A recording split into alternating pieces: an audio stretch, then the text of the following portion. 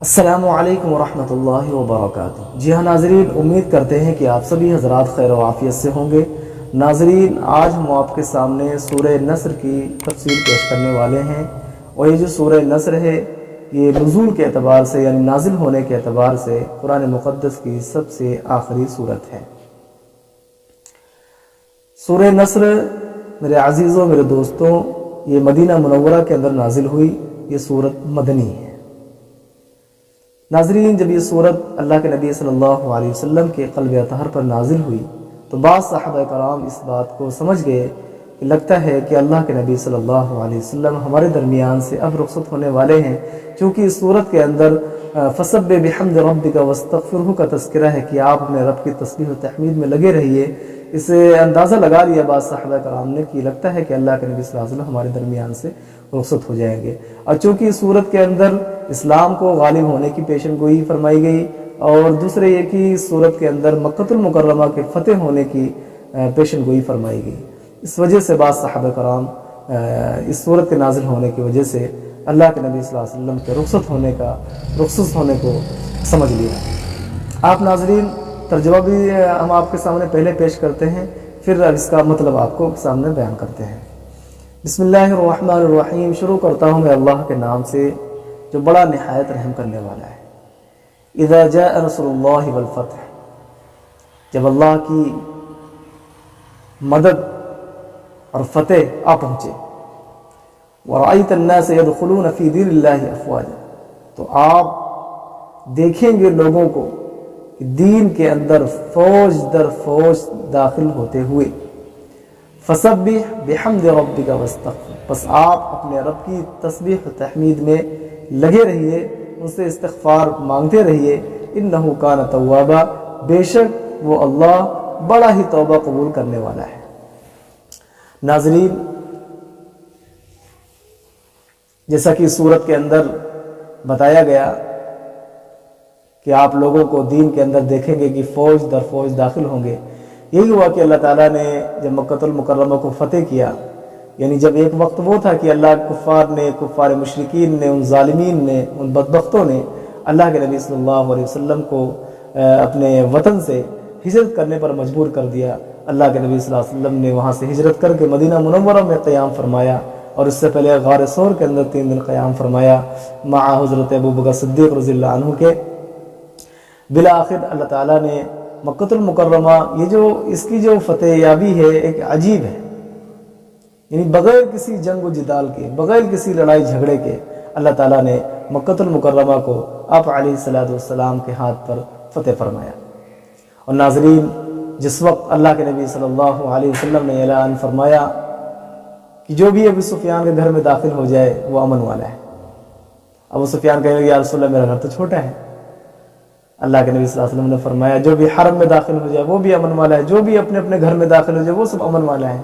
اللہ کے نبی صلی اللہ علیہ وسلم نے، ناظرین، ان کفار نے، ان مشرکین نے جو اللہ کے نبی صلی اللہ علیہ وسلم کے قتل کے منصوبے بناتے رہے، آپ علیہ السلام کو تکلیف دیتے رہے، اللہ کے نبی صلی اللہ علیہ وسلم نے پل بھر میں سب کو یک طرف سب کو معاف کر دیا۔ کہتے ہیں اسلام جو ہے لا اکراہ فی الدین، اسلام تلوار کے زور سے نہیں پھیلا، اسلام میں تو اکراہ اور مکروہ ہے ہی نہیں، اسلام کے اندر تو زبردستی ہے ہی نہیں۔ دین اسلام جو پھیلا ہے وہ اللہ کے نبی صلی اللہ علیہ وسلم کے اچھے اخلاق سے پھیلا ہے۔ جب ان کافرین اور مشرکین نے دیکھا کہ یہ وہی شخص ہے جن کو ہم نے اتنے تکلیفیں پہنچائی، یہی وہ حرم ہے جن کے اندر ان کو ہم نے ستایا اور ایذا دی ان کو، باقاعدہ جب یہ سجدہ کرتے تھے ان کے اوپر اونٹ کی اجھڑیاں پھینکتے تھے، پتھر مارے کرتے تھے، اور اس طرح قتل کے منصوبے بناتے رہے اور ہر چیز پہ ان پہ بندش لگا دی، ٹھیک ہے، لیکن اس کے باوجود آج کیا ہے، اللہ کے نبی صلی اللہ علیہ وسلم نے ہم سب کو معاف کرے۔ صحابہ کرام نے تو تلواریں نکال لی، یا رسول اللہ آج ہم ایک ایک خون کا بدلہ لیں گے، ان مشرکین نے، ان کافرین نے آپ کو بہت پریشان کیا، آپ کو بہت ستایا ہے، آج اللہ نے وہ وقت ہمیں دکھایا ہے، آج ہم ان سے بدلہ لیں گے۔ اللہ کے نبی صلی اللہ علیہ وسلم کی ذات عالی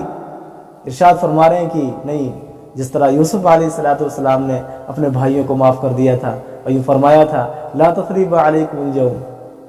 جاؤ جاؤ آج تم پر کوئی غم نہیں، ایسے آج ہم نے بھی تم کو معاف کر دیا تھا، لا تثریب علیکم اليوم، تم نے وہ جو کام کیا وہ نادانی کی وجہ سے کر دیا تھا، آج ہم نے سب کو تم کو معاف کر دیا۔ اللہ نے ایک پیشن گوئی مدینے میں فرما دی تھی کہ جب اللہ کی نصرت اور مدد آ پہنچے گی، آ گئی مکہ الفتح۔ دوسری، جب اللہ کے نبی صلی اللہ علیہ وسلم حرم پاک کے اندر داخل ہوئے، خانہ کعبہ کی چابی منگائی گئی، اس کے اندر باقاعدہ بت رکھے ہوئے تھے۔ اللہ کے نبی صلی اللہ علیہ وسلم ایک ڈنڈی سے، ایک چھڑی سے ان بتوں کے اوپر وہ چھڑی رکھتے اور یہ فرماتے ان الباطل کان زہوقا، باطل تو ہے ہی مٹنے کی چیز، سارے بت گر گئے، ایک ایک کر کے گرتے گئے، خانہ کعبہ کو باقاعدہ غسل دیا گیا، ٹھیک ہے، اور اس کے بعد سب کو امن دی گئی، سب کو معاف کر دیا گیا۔ اب اس کے بعد جو اس صورت کے اندر فرمایا گیا تھا وَرَأَيْتَ النَّاسَ يَدْخُلُونَ فِي دِينِ اللَّهِ أَفْوَاجًا، اے نبی آپ دیکھیں گے لوگوں کو کہ اس فوج، اسلام کے اندر لوگ فوج در فوج داخل ہوں، قطاریں در قطاریں لگی ہوئی ہیں اسلام قبول کرنے کے لیے، سارے کے سارے ایمان کے ساتھ، ایمان کی دولت سے مالا مال ہو رہے ہیں۔ اللہ کے نبی صلی اللہ علیہ وسلم کے ہاتھ مبارک پر بیعت ہو رہے تھے، عورتوں کی الگ لائن لگی ہوئی تھی، آدمی کی الگ لائن لگی ہوئی تھی۔ ابو سفیان جو کہ پہلے یہ صحابی ہیں، پہلے مشرکین میں سے تھے، یہ پہلے ایمان لے آئے، ان کی بیوی جو ہندہ تھی وہ لائن میں لگی تو اپنے آپ کو، چہرے کو ڈھکا ہوا، یہ وہی ہندہ ہے جس نے آپ صلی اللہ علیہ وسلم کے چچا جان حضرت حمزہ رضی اللہ عنہ کا مسئلہ کیا تھا۔ اللہ کے نبی صلی اللہ علیہ وسلم نے حضرت ہندہ کو بھی معاف کر دیا، وہ بھی ایمان لے آئے۔ تو ناظرین، کہنے کا مطلب یہ ہے کہ صبر کے اندر اتنی طاقت ہے کہ اللہ تعالیٰ کے نبی صلی اللہ علیہ وسلم وہاں پر جو مجاہدہ کیا، 13 سالی جو مکی زندگی ہے اللہ کے نبی صلی اللہ علیہ وسلم کی، اتنی ایسی زندگی ہے کہ باقاعدہ اس کو پڑھ کر کے اتنا رونا آتا ہے کہ اللہ کے نبی صلی اللہ علیہ وسلم کی اتنی دقت اور کتنی پریشانی والی زندگی گزاری، اور اسی صبر پر اللہ تعالیٰ نے یہ انعام دیا کہ بغیر کسی جنگ و جدال کے، بغیر کسی قتل و غارت گری کے اللہ تعالیٰ نے مکہ المکرمہ کو فتح کیا، اور باقاعدہ لوگ اللہ کے نبی صلی اللہ علیہ وسلم کے حسن اخلاق کی وجہ سے، اچھی عادت کی وجہ سے لوگ اسلام قبول کرنے لگے، سارا کا سارا مکہ المکرمہ کے لوگ ایمان لے آئے، سارا حرم اللہ اکبر کی تکبیر سے گونج اٹھا۔ تو ناظرین، امید کرتے ہیں کہ آپ کو سورہ نصر اور اس کا ترجمہ سمجھ میں آ گیا ہوگا۔ ناظرین، آپ اس کو خود بھی سمجھیں، دوسروں کو بھی سمجھائیے، اللہ تعالیٰ سے دعا کرتے رہیں کہ اللہ تعالیٰ ہم سب کو قرآن پاک کی دولت سے مالا مال فرمائے، قرآن پاک کو سمجھنے اور سمجھانے کی باقاعدہ اس پر ہم سب کو عمل کی توفیق نصیب، اس پر عمل کرنے کی بھی توفیق نصیب فرمائے۔ وآخر دعوانا الحمد للہ رب العالمین۔ السلام علیکم ورحمۃ اللہ وبرکاتہ۔